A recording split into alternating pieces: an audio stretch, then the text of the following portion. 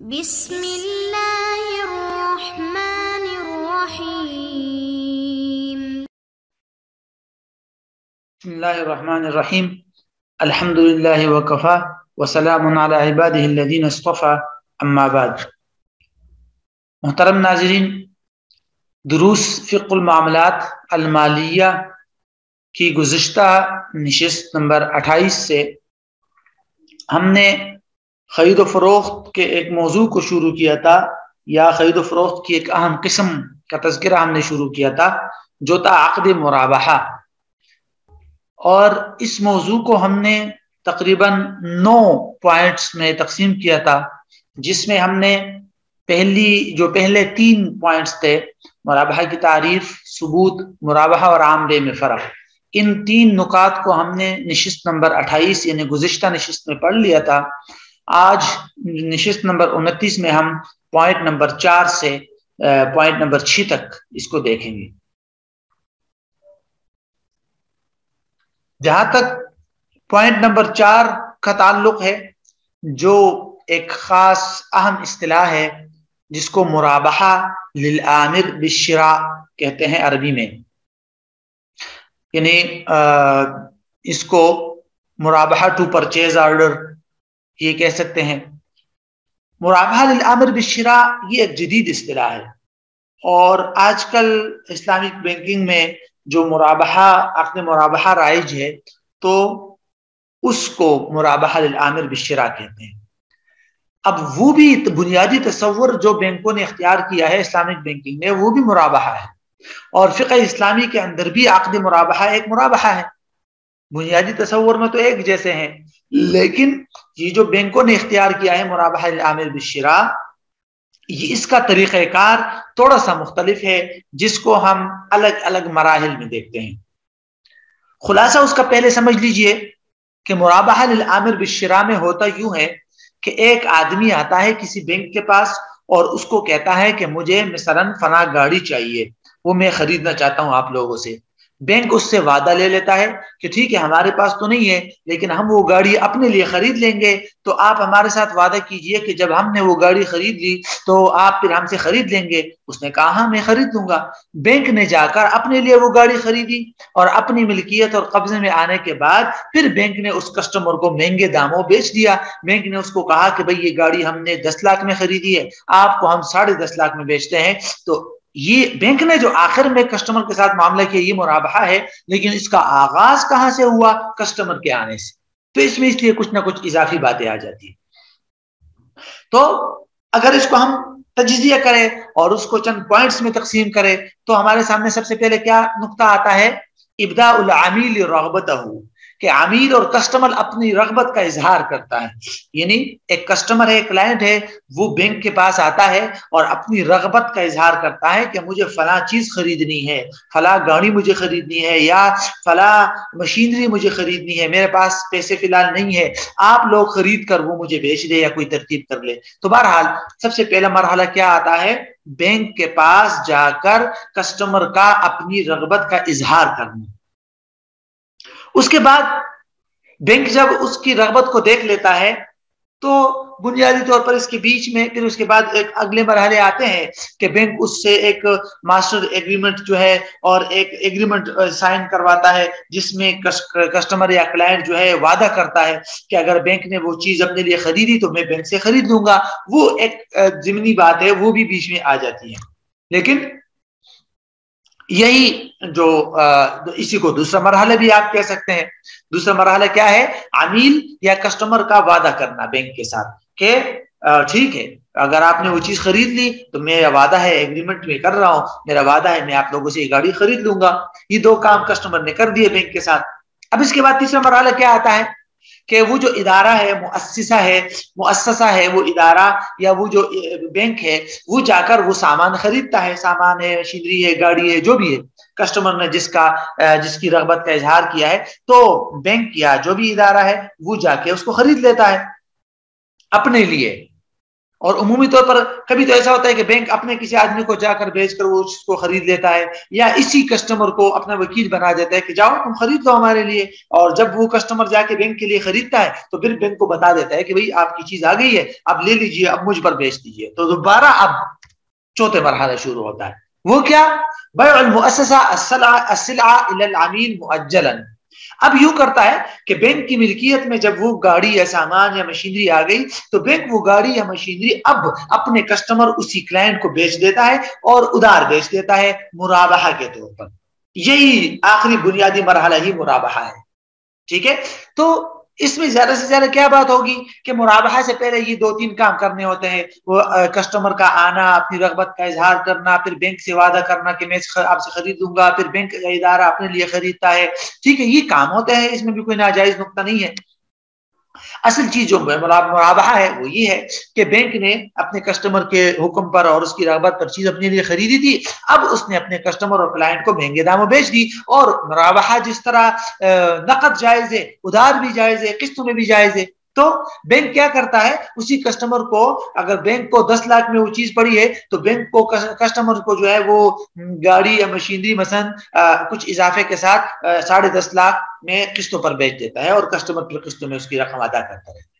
تو یہ سارا پروسیس، یہ ساری کارروائی مرابحہ للآمر بالشراء کی ہے۔ تو خلاصہ یہی ہے، اس پر کچھ علماء نے اعتراضات بھی کیے ہیں، کچھ باریک باتیں بھی ہیں، لیکن بنیادی تصور یہی ہے مرابحہ للآمر بالشراء کا۔ اب ہم دیکھتے ہیں اپنا اگلا پوائنٹ، مرابحہ کی شرائط، 5واں پوائنٹ۔ ویسے تو مرابحہ خرید و فروخت کا ایک معاملہ ہے، اور جس طرح دیگر بیوعات اور خرید و فروخت کے لیے کچھ شرائط ہے عمومی، وہ اس کے لیے بھی ہے، لیکن خاص مرابحہ کے لیے چند شرائط ہے، اس کو ذہن میں رکھنا ضروری ہے۔ کہ پہلی بات یہ ہے کہ سابقہ بے کی قیمت مثلی اشیاء میں سے ہونا ضروری ہے۔ کیا مطلب ہے اس کا؟ کہ میں نے ایک موبائل یا جو بھی چیز خریدی ہے اور وہ میں آگے مرابحہ کے طور پر بیچنا چاہتا ہوں، تو آگے میں مرابحہ پر یہ چیز تب بیچ سکتا ہوں کہ یہ چیز جب میں نے خریدی تھی تو اس وقت مجھے یہ چیز، اس کی قیمت میں نے مثلیات میں سے ادا کی تھی، کرنسی میں سے ادا کی تھی یا گندم میں سے ادا کی تھی، تب میں اس کو آگے مرابحہ کے طور پر بیچ سکتا ہوں۔ اس کی وجہ کیا ہے؟ وجہ یہ ہے کہ اگر پہلے سابقہ قیمت میں نے مثلیات میں سے ادا کی ہے یا کرنسی ہے، تو تب ہی میں اس کو مرابحہ کے طور پر آگے بیچوں گا تو اصل قیمت اور اس پر کچھ اضافے کا پتہ چلے گا۔ مثلا بھائی 10,000 پاکستانی روپے پر یہ میں نے خریدی ہے، آپ کو میں 11,000 میں بیچتا ہوں، تو کنفرم ہے، معلوم ہو جائے گا نا 11,000۔ یا بھائی یہ میں نے 10 کلو گندم پر یہ گڑی خریدی ہے، آپ کو میں 10 کلو گندم اور پاکستانی 100 روپے نفع، یعنی آپ مجھے 10 کلو گندم بھی دیں گے جو میں نے دی تھی اس کے بدلے، اور 100 روپے نفع بھی دیں گے، تو یہ بھی مرابحہ ہو گیا، ٹھیک ہو گیا۔ لیکن جب میں نے اصل چیز، اگر اصل سابقہ معاملے کی جو قیمت تھی وہ مثلیات میں سے نہیں ہے، کرنسی میں سے نہیں ہے، یہ بھی چیز ہے، تو تب اس کی قیمت ہی کنفرم نہیں ہے۔ تو جب قیمت کنفرم نہیں ہے تو آگے میں مرابحہ کیسے کروں گا؟ آگے مرابحہ کے لیے تو اصل قیمت کا کنفرم ہونا ضروری ہے۔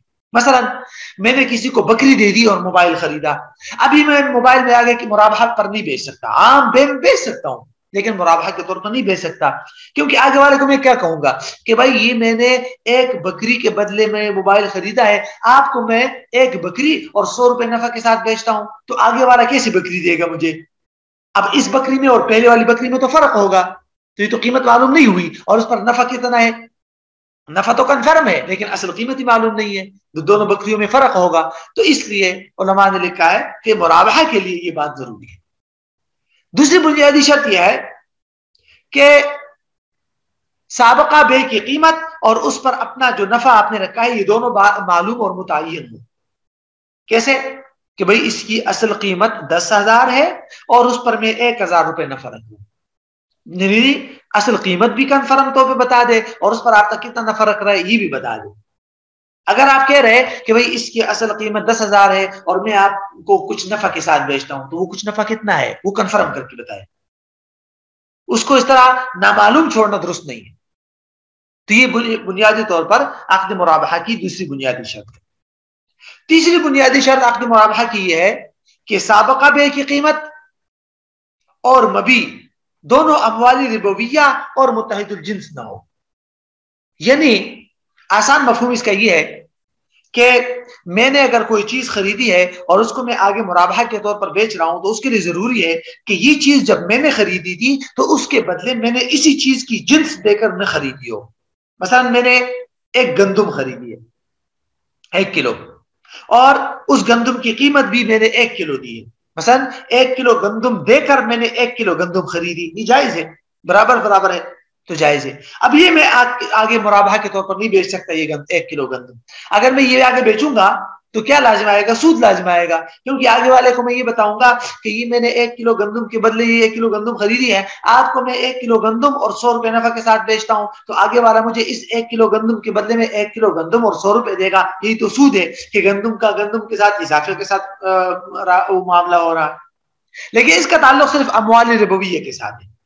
اموال ربویہ کا مطلب وہ چیزیں جن پر سود جاری کے احکامات جاری ہوتے ہیں, جیسے وزنی اشیاء ہے, ٹھیک ہے, اور کرنسی وغیرہ ہے, ایسی چیزیں, اور ہو بھی دونوں متحد الجنس تو تب. باقی اموال ربویہ کون سے آگے انشاءاللہ ربا کے اصول آئیں گے تو اس میں ہم اس کو تفصیل سے پڑھیں گے. تو یہ ہے بنیادی طور پر مرابحہ کی شرائط کا خلاصہ. اس کے بعد اگلا پوائنٹ جو ہمارا تھا, پوائنٹ نمبر 6, وہ ہے اصل قیمت کا مطلب. یہ جو بار بار ہم ایک بات کہتے آ رہے ہیں کہ مرابحہ کا مطلب یہ ہے کہ اصل قیمت پر قیمت بھی بتانا اور اس پر کچھ نفع رکھ کر آگے بیچنا. تو اس اصل قیمت کا کیا مطلب ہے؟ کیوں اصل قیمت کا کہ مطلب ہوتا ہے نا کہ جس پہ آپ نے چیز خریدی ہے؟ نہیں, اصل قیمت میں فرق ہو سکتا ہے نا. ایک تو یہ ہے کہ بھئی کیا, یعنی سوال یہ پیدا ہو سکتا ہے کہ کیا اصل قیمت کا مطلب یہ ہوگا کہ میں نے جو جب یہ چیز خریدی تھی تو جس وقت میں نے کانٹریکٹ میں جس قیمت کا ذکر کیا تھا وہ اصل قیمت ہے, یا بعد میں اس آدمی نے مجھے کچھ پیسے چھوڑ کے کچھ کم قیمت لے لی, یا وہ اصل قیمت ہے؟ ممکن ہے نا کہ میں نے ایک موبائل مثلا خریدا کس دکاندار سے, کانٹریکٹ میں خریداری کے معاملے میں 50,000 کا تذکرہ ہوا, لیکن بعد میں ادائیگی میں اس نے کیا کیا, اس نے مجھے کہا کہ چلے چھوڑ دے, آپ 5,000 روپے چھوڑ دے, یا اس طرح کا کوئی ایسی اس میں تغیر اور تبدل اور اس کو چینج کر دیا. یا ایسے بھی ہو سکتا ہے کہ میں نے 50,000 میں موبائل خریدا اور بعد میں جب میں 50,000 روپے دے رہا تھا تو اس کے بجائے میں نے قیمت ڈالر میں ادا کر دی. تو یہ دونوں صورتیں ہو سکتی ہیں. اب بنیادی طور پر سب سے پہلے علماء کہتے ہیں کہ مرابحہ کے اندر جو رأس المال یا اصل قیمت ہے اس کا مطلب یہ ہے جو آپ کے سامنے آ رہا ہے, ما لزم المشتری بالعقد لا ما نقدہ بعد العقد, کہ عقد کی وجہ سے خریدار پر جو قیمت لازم تھی اسی قیمت پر آگے آپ مرابحہ کریں گے, وہی اصل قیمت ہے. اس کے بعد اگر آپ اس میں تغیر و تبدل کر کے جو نقد جو ادائیگی کریں گے اس کا اعتبار نہیں. مطلب یہ ہے کہ میں نے موبائل خریدا 50,000 پاکستانی روپے کے بدلے میں, ٹھیک ہے, یہی اصل قیمت ہے. اب اگرچہ دکاندار کو جب میں 50,000 پاکستانی روپے دے رہا تھا بعد میں, تو اس کے بجائے میں نے اس کو $300 دے دیے. تو اب آگے میں جب اس کا مرابحہ کروں گا تو میں آگے والے کو یہ نہیں بتاؤں گا کہ یہ موبائل میں نے $300 میں خریدا ہے, بلکہ اس کو بتاؤں گا کہ 50,000 روپے میں خریدا ہے اور آپ کو اتنے نفر کے ساتھ بیچتا ہوں. کیوں؟ اصل عقد میں تو ہم نے پاکستانی روپے کا ذکر کیا تھا, بعد میں ڈالر دیے تھے, وہ تو الگ بات ہے, وہ تو ایک نئی بات ہے, اس کا کوئی اعتبار نہیں. تو یہ بات ذہن میں رکھنا ضروری ہے. ہاں, اگر دکاندار نے قیمت میں کمی کر دی میرے لیے تو اس کمی کو اصل عقد کے ساتھ ملائیں گے, یہ ذہن میں رکھیے گا. دکاندار نے کہا کہ چلے 50,000 کی بجائے 45 لاکھ دے دیں, اب میں آگے مرابحہ کروں گا تو آگے والے کو یہ نہیں بتاؤں گا کہ یہ میں نے 50,000 میں خریدا ہے, بلکہ میں بتاؤں گا کہ 45,000 میں خریدا ہے. تو قیمت میں اگر کمی بیشی ہوگی تو کمی بیشی کو تو خیر ملایا جائے گا اصل عقد کے ساتھ اور آگے مرابحہ اسی پر کیا جائے گا. لیکن اگر تغیر و تبدل کر دیا اور اس جو قیمت عقد میں لازم ہوئی تھی اس کے بجائے کوئی اور قیمت دے دی تو اس دوسری قیمت کا اعتبار نہیں ہے, جو اصل عقد میں جس قیمت کا ذکر ہوا تھا اسی کا اعتبار ہوگا. تو یہ مرابحہ کے مزید 3 پوائنٹ تھے. ہم پوائنٹ نمبر 6 تک پہنچ گئے ہیں, آخری 3 پوائنٹ انشاءاللہ اگلی نشست میں بیان ہوں گے.